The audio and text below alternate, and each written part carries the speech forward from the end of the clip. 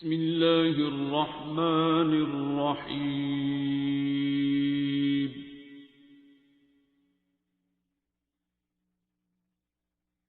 الرحمن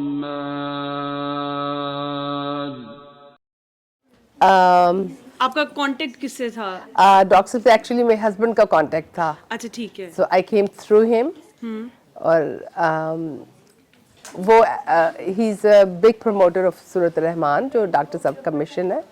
और इसके लिए हम लोग पहले हम लोग इस दफ़ा particularly because my husband is very he feels like very connected to बाबा जी.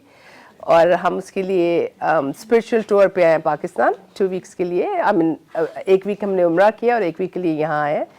और हम लोग वेडनेसडे को हम लोग गए थे लेला. और आज एक ही हमारे पास सैटरडे था इधर. तो आज हम इधर आए हैं उनसे मिलने के लिए कि हमारी ख्वाहिश थी कि हम दुआ में आए. और I mean since my husband he felt like he listened so many videos of Babaji and he watched so many YouTube videos for Dr. Saab and he feels very connected. And I mean we have like observed and seen that his whatever he's thinking usually is done. Okay. So whatever we think and the things happens like so quickly and anything like you wish for and things will be done for you. So that's alhamdulillah. So we feel very blessed. And my husband felt especially he feels like that happening because probably he feels like somebody's behind him and somebody means he feels like behind him Babaji.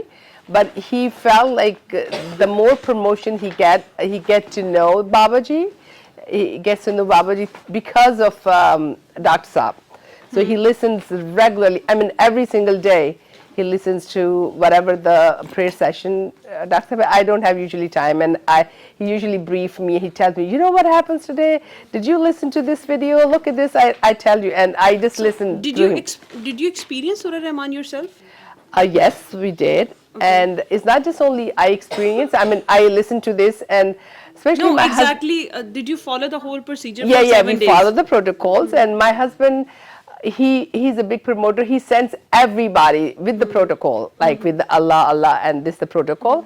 He sent every Muslims, non-Muslim at his job, and the people they come back and tell him, like I wish we have learned this before and we knew this before.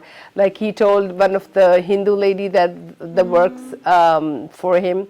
And her mother was sick, and he told her like to go, you know, you listen and you just say like the protocol. You don't have to believe in Islam. It's just there's a music therapy. He just introduced to the non-Muslim. He tells them there's a musical therapy, but the Muslim, of course, we tell them that is a Surah Rahman, and particularly for Qari Basir.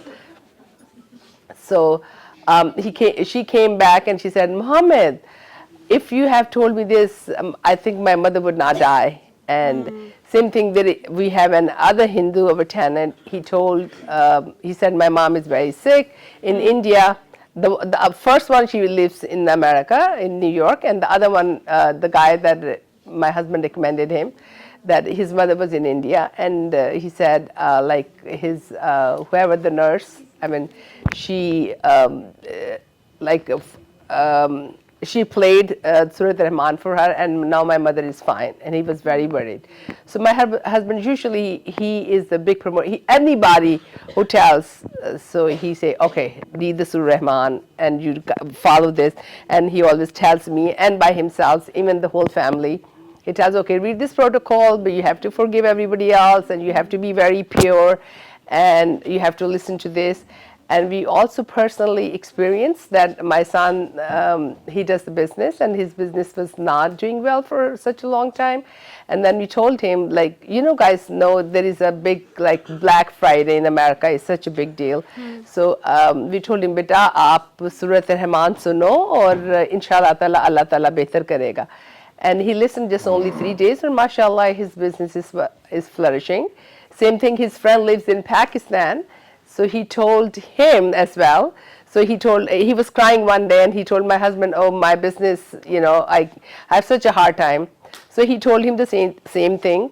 and he followed the protocol. He listened to this Rahman, and then after I think 5 days, he called my husband and said, oh, my husband is Muhammad Saeed Akhtar, and his name is Saeed, as we all know, but in America they called him Muhammad.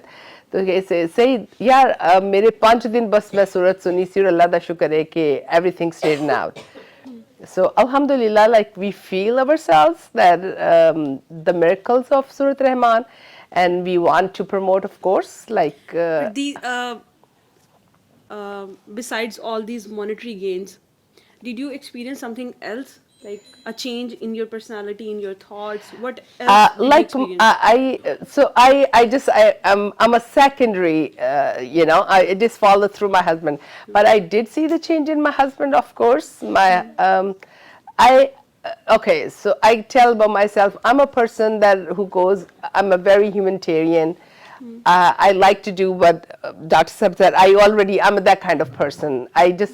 I don't work only for the Muslim community, I work for humanity. That's my belief. And when I go to like Khana Kaaba, I always pray for Allah subhanahu wa ta'ala, give me the power so I can work for humanity. So I already has inside me. Yeah, the forgiveness and all this part, of course, that we learn more as we explore. So my husband was a little bit different kind of person. He was the person that if he doesn't like something else, he will hold the grudge. But now we see the change in him. So definitely, there's a lot. Sometimes he tells me, this is this, and this, that. I say, yeah, that I already do this. So yes, I did see the change. Or for me personally, like whenever I listen to Surah Rahman, so I feel like very calm, tranquility, calmness, and I go to sleep whenever I turn it on. So Alhamdulillah, and we just, as the mission of the surah, we feel like if we are doing it, it's benefiting us, so we should not keep this benefit to ourselves, we should spread to other people. So we should spread to humanity, so other people will take advantage of this. Definitely. And because there's a limit of social work. There's always a limit if you help with money, But this is something you can offer it like unconditionally, and there's no limit to it. Yeah, absolutely. Because you cannot fulfill anyone's wish, and even you cannot help anyone with like such money, but you can offer Allah to them, and He can like fulfill anything. No, absolutely. I mean, this has unlimited because benefit. You had the wish of social work. I just already I do the social work. It was your prayer. I mean, I feel like it's like connected to my vision, whatever I do, and I feel my husband is a bigger part of that. And he's very like actively he's working on it, and we do know. I mean, when for example, when the doctors have connected to my husband that day, my friend called me and she said my husband, he has a heart problem. So I called my husband. I was working, and fortunately he had off that day. As I said, please, can you go to the ABC person and tell him, go just for the moral support. So he went there, and the person said, oh, I'm not going to go for the surgery. Doctor said, no, we have to look for you. Probably you have stunt probably needed or something. He said, no. He simply refused. He said, no, I'm not going to do that. Then I sent my husband. My husband said, okay, listen to this. Rizvi saab tusi Surah Rahman suno, and just let me know after that. So इसका बहुत benefit है आपकी सेहत की health के लिए, तो आप please इसको सुने, और this is the protocol, because he said I have listened many times. So my husband said, no, please listen the way I am telling you. So he listened. So after that, when he finished, he said, okay, now I'm ready. Now he said, I felt like I have some power inside me that calms me down. Now I am ready to do the surgery. So Alhamdulillah, he went for the surgery. After he came back, he was perfectly normal. So, and definitely, I mean, it's just, you have to reach there. Yes. You have to feel the feeling, and then when you hear for the eye of the heart, so I believe it's working. And for us being a Muslim, for us, that's of course, nothing is more than that, but it is also working for the non-Muslims. Equally. Yeah. If So in fact, non-Muslims accept it with open heart, and Muslim have so many reservations. yeah, they do. They have a reservation, and even my own family, they have sometimes the reservation. But my husband, he's like, now his mission is this, like Dr. Saab doing his here with the preaching through the lecture. By my husband, anybody he sees, health point of view, any kind of monetary health, any kind of household problems, he's always say, oh, tusina Surah Al-Rahman, and he say, tell them. So Beautiful. we always, so alhamdulillah, and for us personally, alhamdulillah, we are very blessed. We very blessed family in America, like one of those families who are very, our kids are very religious. Our kids are so, probably you guys are from LUMS. My kids went to the Ivy League, and mashallah, they like Harvard, Yale, they graduated NYU, and they, mashallah, they also went into Islamically, they're very close to the religion. So we feel very blessed, and hopefully, and we, inshallah, we are thinking they will be, that will be the next mission. They will continue this, that we will leave the legacy behind, like Dr. Saab Babaji. And next time, inshallah, we will bring our kids, and especially we're very inspired with the design. That's the architect of Babaji's Mazar, that's Allah. So we will bring, inshallah, next time our kids to this. And we just the beginning. My husband, I think, started listening to 6 or 7 months ago. But he spent hours, like in the evening when he comes back from his job, and after the like 5 o'clock, 6 o'clock, he said like up till 9 and 10. He just, okay, this video. So he listens every single day. So he feels really connected. And of course, we are also very religiously, spiritually I'm also very spiritually close to our religion. So I feel connected too. That's why we came here, and we are very thankful to Dr. Saab that he gave us a chance to come here to attend this session. It's a pleasure for us. And it's so nice to see, like, I'm so happy to see the young generation, especially the educated one. They are here, and this way, at least this way, you are bringing them closer to the, I mean, even though whatever you call the musical therapy, but it is a Quran. Yes. So they're coming to closer to Quran.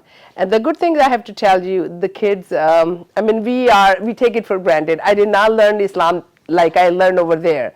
When I was in Pakistan, I was a college professor here in Pakistan. Because we are just born Muslims. But over there, the kids, they actually study. And they learn every single part, and they're very proud of that. Unfortunately, some people who don't do it, that's such a big loss for the parents who lose their values and their religion, and loss for the generation. So we're very fortunate being here, and so very happy. Thank you very much, every one of you, and please stay connected. Especially the ultimate remedy is your own religion, your own spirit, our identity. And I know you guys here, you're not there, but your identity is always who you are. We are Muslims, we are Pakistani, and we are I'm an educator there, and you are who you are. But individually, you are very, very brilliant, every people, but just don't lose your values when you go there. Thank you so much. That's a precious advice, but Yeah, and that keeps your religion is anything that gives you the calmness. Basically, to pass on to children. Yeah, it's not that easy actually. Yeah, that's I say. So you are the lucky one, or maybe blessed one. Yeah. So, but always remember, the kids follow not your words. Kids follows your action. Definitely. So we were not that religious when we are here, but we are very religious since we went back there. We take for granted the things we have. We just, as I said, always. And we think like liberalism is just like dressing up that way or talking to that. The liberalism, our Islam gives you the more liberalism than people. You see people in America, they are closed in their own chains, but we don't see that. We see just very superficial part of that we see. So you are very blessed, especially with the family ties, that we have a family ties and the people care about us. I see the people over there and miserable, and then my kids say, "Ma, thank God. I mean, you're my mother. Thank God we are family. Thank God we are sick. Somebody takes care of us." So Yes. people over there, they have so much money, but they have nobody to take care of them, or they cannot find the true, honest people around them. So this is the one that our culture, our religion gives us. So we all should be proud of that. Just don't follow anything blindly. And I believe, like, since there's so many cultures there, you have a right to pick up the good stuff from every culture. No culture is a bad culture, but you have to pick up the good. But alongside, don't lose your own values, what you have. That's the difficult part, basically. I hope everyone who listens to you will get the advice Yeah. that don't lose that values, but it's very hard to keep your values with you, because in young age, obviously, you get lost. No, but as I said, And even with the social media, hype, it's more of a like fascinating, and it's like a fairy tale to go there. But yeah.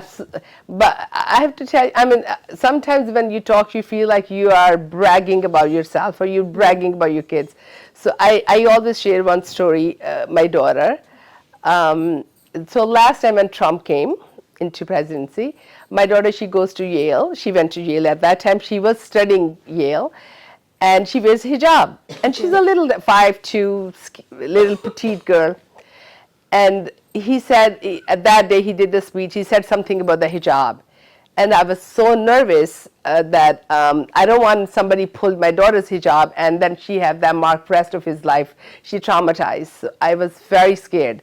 So my husband and I called her. I said, Bira, listen, if we're not forcing you, you wear hijab. So this is up to you. If you feel like any kind of pressure, if you feel like somebody will hurt you, or you feel like this is a hindrance, so sweetheart, you can take it off. The answer, I tell you, and she called me, she said, Ma, do you know, because Yale is like 90% white people and very few the others. She said, Ma, do you know that probably so many people, they never seen Muslim in their life, and they're meeting through me, a Muslim person, and hijab is my identity, and you telling me rip your identity? And I just like, oh my gosh, I felt that, Bira, you're much like bigger person than I am, because I have just a mother and she's just very determined who she is. She proved herself. So Alhamdulillah. she knows how she's represented. She knows how to present herself. And also, I'm not telling everybody you to take the job, but whatever the good values you have to just believe who you are. You just be proud of yourself, who you are. Just to be proud of yourself and do the right things. I would not say every hijabi will do the right things and non-hijabi won't, but whatever the values our culture, our Islam gives us, whatever you have it, please don't lose those, because it looks like a fantasy. And even I see here, so whatever your character, so build up your character, so don't lose your character. Be strong in your characters, then world will open to you. Thank you so much. I hope कि कोई message ले लेगा I आपकी बात hopefully, से. but Alhamdulillah, You have as I shown said, the I'm other very picture of blessed. Being in America. Okay, अभी तक तो हमारे पास examples ऐसी ही होती हैं. No doubt depression बहुत है वहाँ पे, सब चीज़ें हैं, but if you keep Allah with you, definitely everything seems fine. And everything I learned gets through easy. my daughter Yeah. to do the, like, मैं जब job से आती थी, मैं इतनी tired होती थी, तो मेरी अक्सर इशा कज़ा हो जाती थी. And I learned through her. She said, नहीं मम्मा आप इशा पढ़ के सोएं, मम्मा आप इशा पढ़ के सोएं. तो मैंने उससे लर्न किया कि मेरी 5वीं नमाज जो है, मैंने उसकी, और इसका सवाब उसको सारी ज़िंदगी जाएगा, कि उसकी वजह से मैंने इशा शुरू की. और अल्हम्दुलिल्लाह, so many years I didn't do the qaza. कि इस तरह से आप अपने बच्चों से भी सीखते हैं. आपके बच्चे बहुत बड़ा एसेट होते हैं जो कि आपको सिखाते हैं.